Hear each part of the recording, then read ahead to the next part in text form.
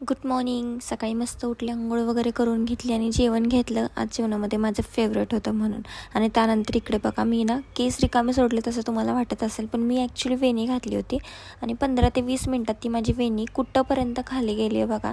म्हणजे लिटरली मी कितीही tight rubber लावू दे, एकदम मी टाईट लावलेला, तरी पण माझे पूर्ण केस सुटले होते. त्यानंतर ऊन पडलं होतं आणि अचानक काय झालं काय माहिती, एवढा जोरात पाऊस यायला लागला.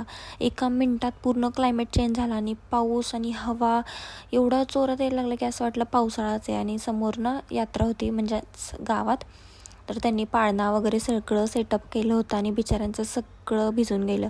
त्यानंतर पाऊस गेला आणि ऊन पडलं, म्हणजे समजतच नव्हतं की नक्की कोणतं क्लायमेट चालू आहे.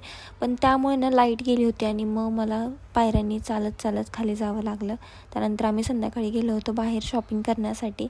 आणि ही बघा, म्हणजे सेल्समन दाखवणारे राहिले साईडला, आणि हिचं बघा, स्वतःला जो कलर आवडेल, जो टी शर्ट आवडेल तो स्वतः काढत होती, स्वतः लावून बघत होती आणि सगळा तिथं पसारा टाकून ठेवलेला. त्यांना म्हटलं आता हिलाच कामाला ठेवा आणि हिच्याकडूनच सगळं करून घ्या, कारण तिने एवढा जास्त पसारा केलेला ना की तो सेल्समन बिचारा साईटला उभा राहून ना बघत होता फक्त की काय चाललं आहे यांचं.